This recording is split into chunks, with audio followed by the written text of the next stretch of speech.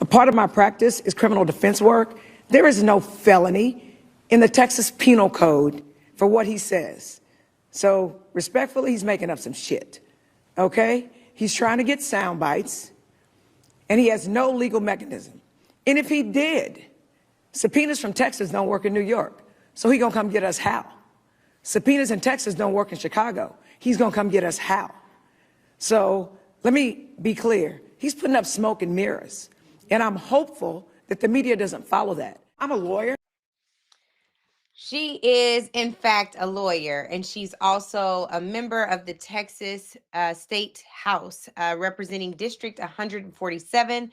We are joined today by State Representative Jolanda Jones, and you just heard a clip of her talking about the governor, talking about subpoenaing and issuing warrants for the arrest of the legislators who left Texas to avoid a vote on a very unconstitutional, racist, frankly, gerrymandering process that the Texas government is currently going through. And they're not the only ones.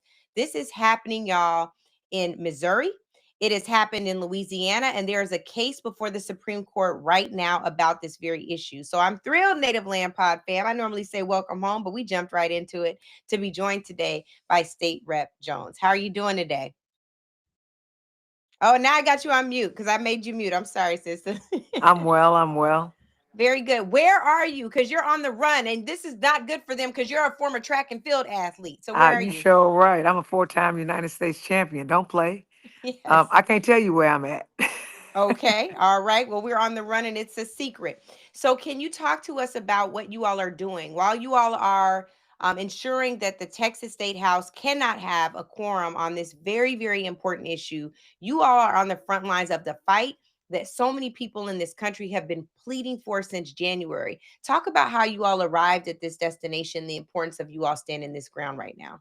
Well, we arrived at this destination because we saw that the fix was in for a variety of reasons. Like one reason was, so we got our committee assignments in January.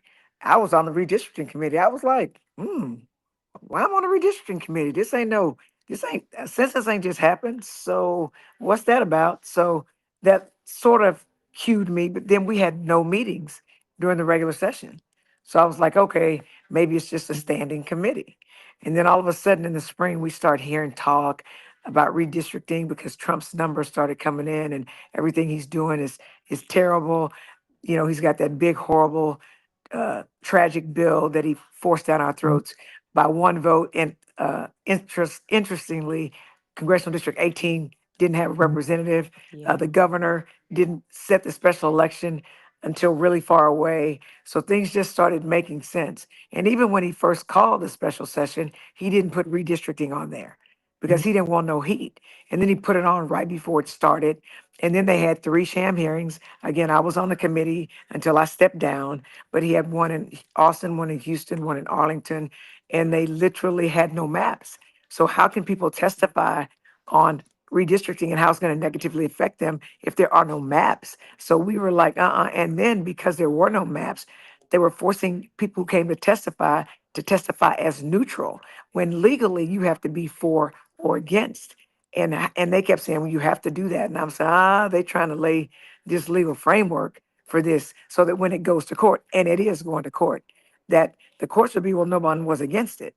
And then they ended up, and then again, it was a worse kept secret in Austin.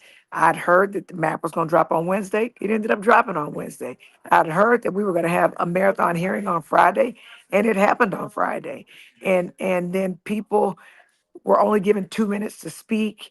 The chair of the committee kept saying, the chair is not advised. The chair is not advised. That means I don't know no answers for you. You can ask me questions, which if you knew our chair, he's a lawyer. He knows everything during regular session. So for him to be willfully blind or ignorant didn't pass muster to me.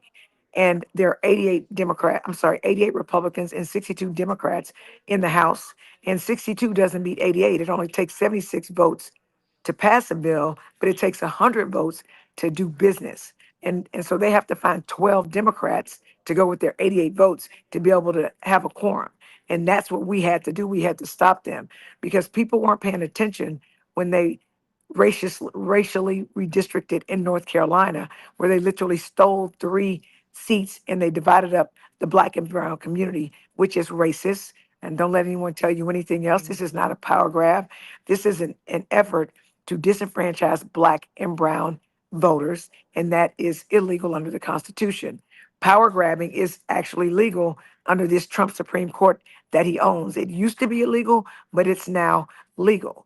And so we saw that we didn't have the numbers, so we left. That's exactly what we did. And right now, they're relegated to whining. And in fact, they whining so much, I need some cheese, some grapes, some salami to go with all that whining. And they can keep whining, and they can keep making like threats that mean nothing, because we ain't scared and we ain't going back. Well, and to this point, I think that what's so fascinating about this, as you know, is being reported that Donald Trump met with legislators to say how many seats he needs, right, for this 26th election. Now, Jolanda, I'm gonna tell you the truth. I have been on our podcast, on Native Land Pod, regularly saying, I don't even know why we're doing this countdown for the midterms when there's not going to be an election, perhaps. We got a fascist in the White House. You And sure right. well, here's the thing.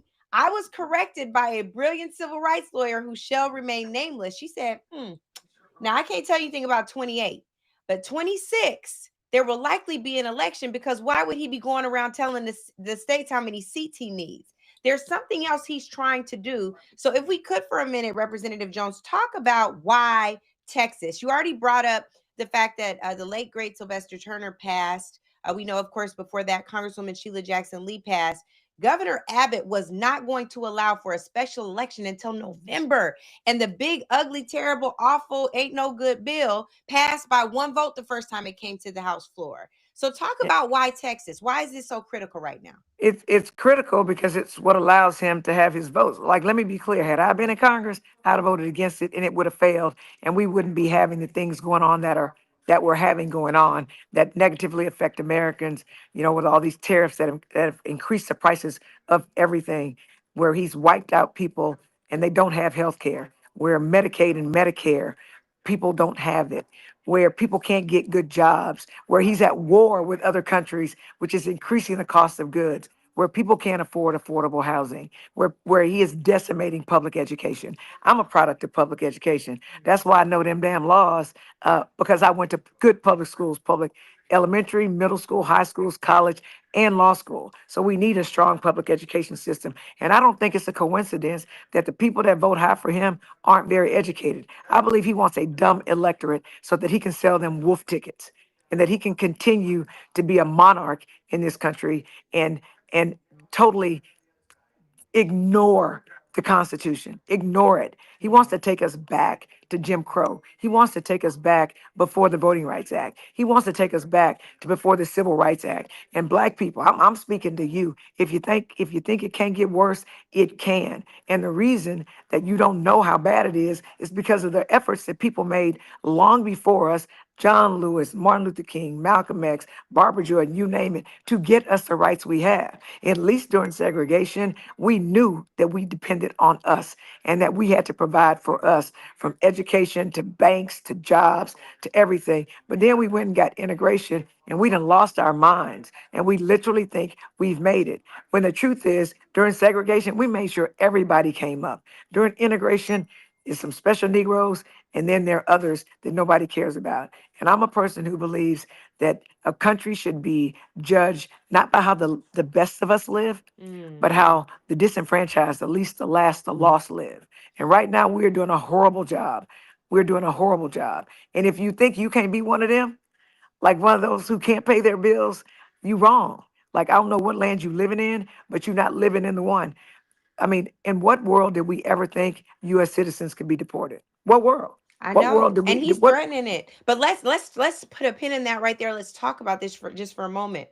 One thing that was used to describe his presidency in 2020 was unprecedented, right?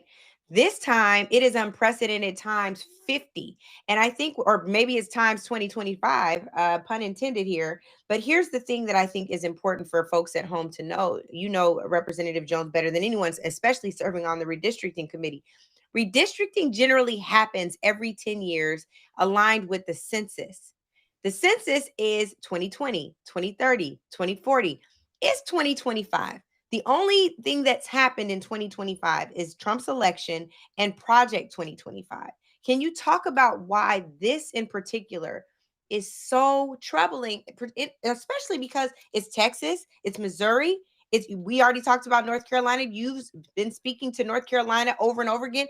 Didn't they test this a little bit in North Carolina first to see if this would pass muster with other Republican legislatures? Talk about that piece. So what they did was they went to like a smaller state and they did that and they were successful. They literally stole. I mean, Trump is a thief, so we shouldn't be surprised that a thief is thieving, right? We just shouldn't be surprised at that. And he stole 3 seats that belonged to black and brown people in North Carolina, which again gave him the majority that they have in Congress right now. So now, since he controls Texas, I mean, he has shown us with vouchers and with other things that when he tells Greg Abbott to jump, Abbott jumps, however how he tells him. And the reason that is because there were 24 Republicans in Texas that voted against something that was very important in the 88th legislative session. And literally, when there was time for reelection for the 89th legislative session, they targeted those 24. They took out 15 of the 24. It is very, very, very, very, very hard to take out an incumbent. But Trump endorsed against all of them and poured millions of dollars against them. So now the Republicans are leading, and actually don't believe it's leading, by fear and not by courage, by cowardice and not by courage. And so he's already showed them, I can take you out if you don't do what I say. So they're all like, okay, fine. And they bend the knee. And so they have allowed themselves to be bullied. And they're worried more about staying elected than they are about what's best for their constituencies. When So, you I when mean, you I'm sorry. and I'm sorry, you asked me a question and I sort of went on a tangent. Here's the reason why 2025 is so important is because I believe that Trump wants to get the Supreme Court and all the federal courts stacked, which he needs the government to function and needs Congress not to vote against him, not for judicial appointments, but for his 2025 policies.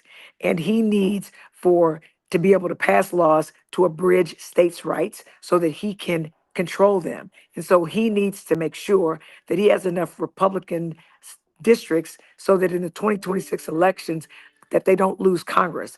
Because we now know that despite his uh, attestations that he's so popular. He's never been more popular, which reminds me of like a middle schooler or an elementary school person saying, I'm the best, I'm the best, I'm the best, which is what he does. He gotta vouch for himself because people don't vouch for him.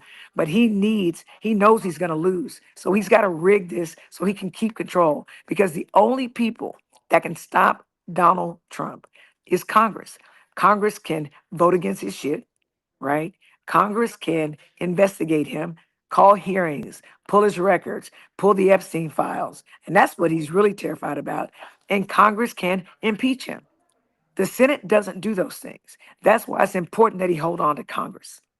Well, and let me ask you this. I know you have to go. You're literally on the run, so we can't hold you in one location for too long.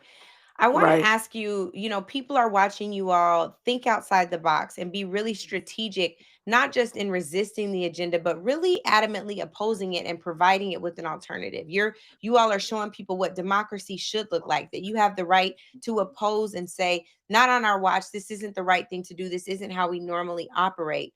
But for folks at home who are saying, well, how long can you be on the run? And when you all are no longer on the run and have to face whatever is coming, what can we do at home to support you all in this agenda to ensure that this particular thing doesn't just not pass in Texas, but not in these other states that are at risk as well? So, one, I hope that we're an example to other people that you can stand against tyranny, you can stand against bullies. But I'm gonna stay running for as long as I need to run. And let me be clear. I ran away from things that are very important to me. I'm a new grandmother. I miss my granddaughter, but I'm gonna have to be okay with FaceTiming because I'm fighting for her. I need for her as a mixed race, black/Indian child to have the opportunities that Dr. King and John Lewis fought for. I do not want for her to be a second-class citizen by virtue of her being a mixed race child with immigrant relatives. And so I've got to fight for her. And if I don't do it, who will? And if I don't do it now, then when? because we literally have to stay gone. And what we need for you to do is to support us. I left a business. My son is a lawyer. We practice law together. He's got to hold the fort down. Right this morning, I'm talking to him like, you got to go to this court. You got to go to this court. He's handling my clients because I have bills to pay just like y'all. Y'all think we rich? We literally make $600 a month as state legislators. That's what we make. And that pays for our insurance and our retirement. True story. And I'm a dues paying member of the Texas State Employees Union. So I'm a union girl as well because I believe strong unions and you've got to have dues paying members. But my point is this: if we want an America where we can get the Civil Rights Act, the Voting Rights Act, and have a black man be president and a black woman be on the U.S. Supreme Court, we've got to have a country that allows that. And Donald Trump is trying to take that away. He literally doesn't respect anybody black who's in any position of authority. He calls it affirmative action for the most part. And that's some BS. And so somebody's got to fight. And at this moment, in this time, it's the Texas Democrats. And what happens in Texas will affect you, just like what happened in North Carolina has affected you. And that's why your life right now is way harder than it was before Donald Trump took office. And the Supreme Court is afraid of him. The media, mainstream media, is afraid of him. You're not afraid of him. So thank you very much. But let me be clear. We've got to fight. We've got to fight now. We need your help. Please give to the Texas Legislative Black Caucus. You can find the link. I don't have it on me right now, That's okay. but I've literally got to go because they're waiting on me because we got to keep it moving. Like, this is life on the run. Absolutely. Well, you keep running and we'll keep talking. State Representative Jolanda Jones, thank you so much for all you do, sis. We lift you up. We hold you up high. You are in our prayers, and we're definitely supporting you and rooting for Thank you. you. I appreciate you so much. Absolutely, sis. Bye-bye. Thank you. Oh, wow. So you all, I don't know if you're following redistricting at home. I tend to believe that our native land pod listeners understand these issues a little more than others, but I just want to make sure you all understand what is all at stake and why. I wanted to back into this. Our good sis could make a little bit of time for us. And literally, as a track and field star, she's a runner, she's a track star, and that's real life. So I just want to back into this for a moment. Gerrymandering isn't in and of itself wrong. Racist gerrymandering and redistricting is wrong. And the challenge that we have right now as a country on the 60th anniversary, y'all can look this up, of the Voting Rights Act, Donald Trump is doing all he can to decimate that with the help of his little Republican imps that are including state representatives, state senators, and of course, some of these governors where they have super majorities. They plan to challenge this on every side because what they want to do is get to a point where there is so much unanimity in federal government that there's nobody there to challenge him. Those are the kinds of things that the Voting Rights Act guarded against. Now, let me tell you what happened. In 2013, there was a case that went to the Supreme Court called Shelby versus Holder. In that case, which just so happens to be after Barack Obama's second election, not by accident, they decided, hey, do we really need all of this stuff in the Voting Rights Act? Do we really need Section 4's formula that ensures that Section 5's states that need to be pre-cleared to ensure that there's no discrimination? Do we need to do that? Y'all got a black president. I think discrimination is gone. But let me tell you something. While they were making that decision, and by the way, spoiler alert from 2013, they decided to gut Section 4, which pretty much renders a Section 5 null and void of the Voting Rights Act. They decided to say that we no longer needed those protections, that we shall overcome has now become we have overcome, we don't need it. That's what they did in the Supreme Court. While that was happening, there was an organization called, it actually still exists, called the American Legislative Exchange Council. It goes by ALEC. Some of you all got to know ALEC from the Stand Your Ground law, which is what George Zimmerman, Trayvon Martin's killer, relied upon to get out of that case and to be acquitted. Now, at the same time that case was making its way to the Supreme Court, the American Legislative Exchange Council, which includes state legislators from all over the country, had a boilerplate template bill that legislators could literally copy and paste for voter ID. And there are a lot of folks, y'all, who say, well, voter ID is not racist. It's fine. It doesn't hurt anyone. We're all good. It's okay. We just want to make sure that we identify you. Here's the thing. A lot of advocates said that the voter ID legislation was a solution in search of a problem. That by the time some folks who live in rural areas go to get their ID just to vote, it is equivalent to a poll tax. A lot of challengers. So remember, that's happening. There was also a template bill they introduced to cut back on early voting days, to make absentee voting more challenging. I believe at that time between 2010 and 2012, 113 measures were introduced in state legislatures all over the country. Why am I bringing this up in 2025? Again, there's something that happened in 2008 and 2012 that they never wanted to see happen again. His name is Barack Hussein Obama. He was your 44th president. Do you understand? So this is all by design. Project 2025 did not pop up and get birthed yesterday. This thing has been in the works for 40 plus years.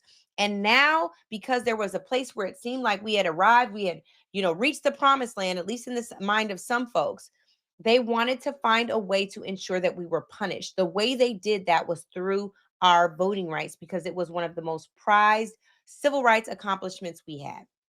So here we are now in a space where members of Congress, by the way, have been fighting to ensure that majority minority districts are preserved so that people who look like me and you, or who are in states, have representation in Congress. Racial gerrymandering is different than gerrymandering for representation. They are trying to shed and dilute and get rid of the states to the seats that are both state legislator-based seats, state senator seats, and members of the House of Representatives, United States House of Representatives seats, diluting those to just make them strictly geographical-based districts. Some of you may say, well, that seems fair. Well, you don't know what it's like to be in this country feeling voiceless, unseen, unheard, with no representation. The other big thing that's happened since over the past several years, when I was the CBC executive director, I believe we had 40, maybe 43 CBC members. That number is now up to 20, 20 more members. So now I think there are 64 Black members who are CBC members, because everybody Black ain't a member of the CBC, in the United States House, as well as in the Senate combined. So now they're trying to figure out a way to retract, because you know what? We didn't got too powerful, y'all. So this is what's going on. Your president is trying to figure out a way to retract that power, to control that power, to reduce that power. And how they're going about it is through the redistricting process. It is normally every 10 years. We are at the 5-year mark. The only thing that has happened is Donald Trump's America, where they don't have to go by the rules anymore. There is no gentleman or gentle ladies agreement or gentle person's agreement. All of the rules go out the window. And what he is doing, what his administration is doing, what the Heritage Foundation is doing, what Fox News is doing, is trying to stress test every single thing that we've relied upon for protection in this country, to ensure that our voices are heard, to ensure that there actually is a democracy. So they pull at the thing to see if they can make it fall. And when they make it fall, they go to the next thing to destroy that.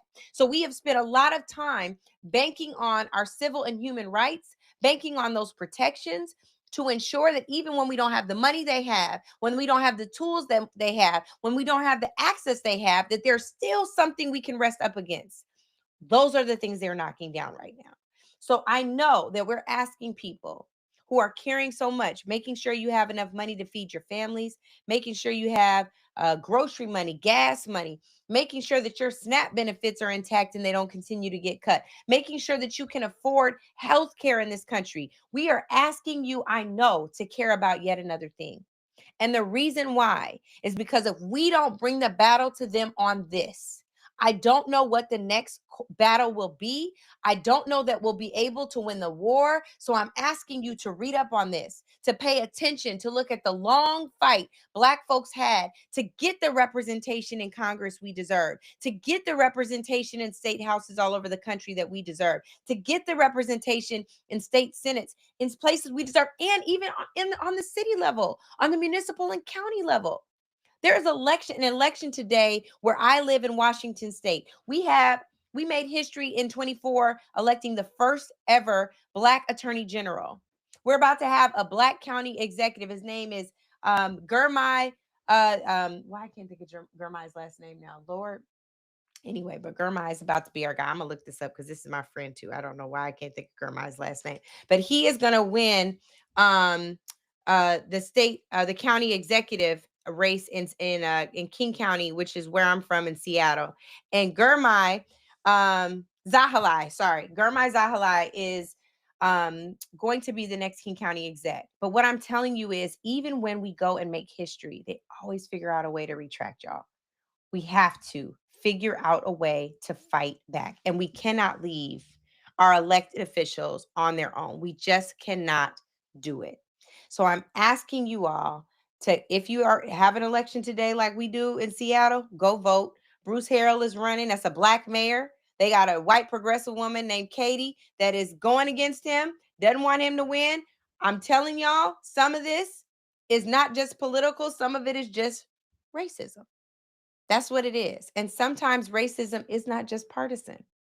I ask you to look up what it means to dilute districts racially, to understand what racist redistricting and gerrymandering looks like. That is what is happening right now. We cannot afford to have it happen on our watch. It impacts everything. It impacts whether or not your elected official signs an ICE agreement. It impacts whether or not folks get accurate representation in contracts, in vendor opportunities with the city, with the state, with the county. It impacts all of these things. It impacts how much time people spend in jail. It impacts whether or not cash bail will be the law of the land or not. It impacts healthcare systems.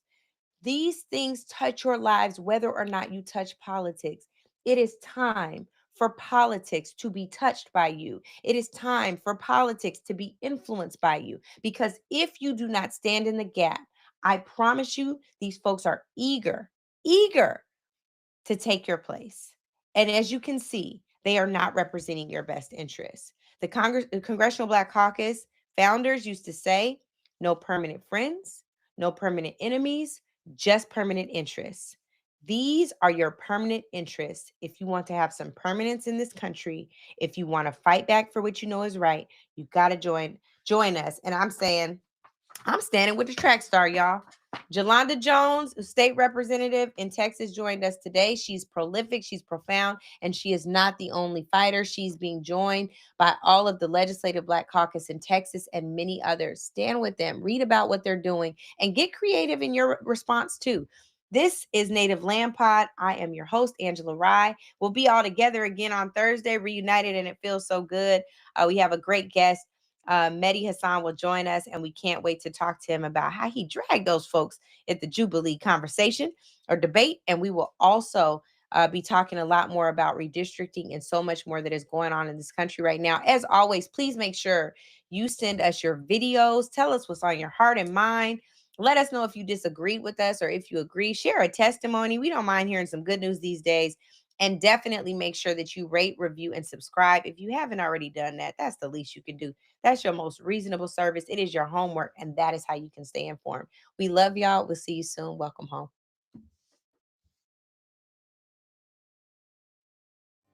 Native Land Pod is a production of iHeartRadio in partnership with Reason Choice Media.